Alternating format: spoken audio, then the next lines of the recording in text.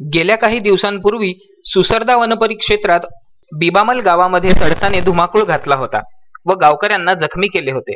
पुन्हा याच तडसाने आता परसोली, कासमार व खिडकी गावातील नागरिकांवरती प्राणघातक हल्ला चढवलेला असून या हल्ल्यामध्ये 2 चिमुकल्यांसह एकूण 5 जण जखमी झाल्याची बातमी आलेली आहे। ह्यामुळे संपूर्ण तालुक्यामध्ये एकच खळबळ माजलेली आहे। प्राप्त माहितीनुसार तात्रा निवासी मिरकू ओंकार जांभेकर हिला कासमारच्या जवळ तडसाने हल्ला चढवून जखमी केले, तर आपल्या आई वडिलांसोबत कार्यक्रमाकरिता परसोली येथे जात असताना चिमुकल्या रोशनी मगन मावस्कर व सलोनी मगन मावस्कर तसेच 2 इतर पुरुषांवरती ह्या तडसाने प्राणघातक हल्ला केलेला आहे। पिछले कुछ दिनों से जंगली तड़स लोगों पे हमला कर रहा है। वन विभाग प्रशासन से मेरा विनती है कि जल्द से जल्द रेस्क्यू करके उस जंगली तड़स को पकड़े और जिससे लोगों को हानि ना हो। प्रशासन इस पे ज़्यादा ध्यान देना चाहिए।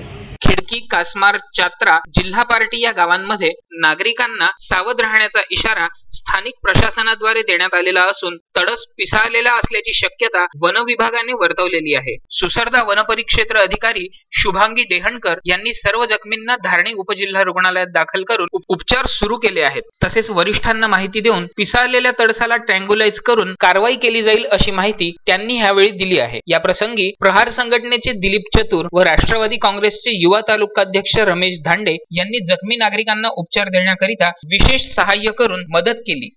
सर हमारे वो एकदम सीधे हम पेशेंट को देखने गए थे और वो एकदम शॉर्टकट में आ गया। इनको उतार लिए मैंने और जरा रास्ता खराब था तो इनमें जरा उतार लो करके मैंने बोला तो इन लोटो का पीछे एकदम आ गया, डायरेक्ट हमला कर दिया। कितने लोगों पे हमला करा?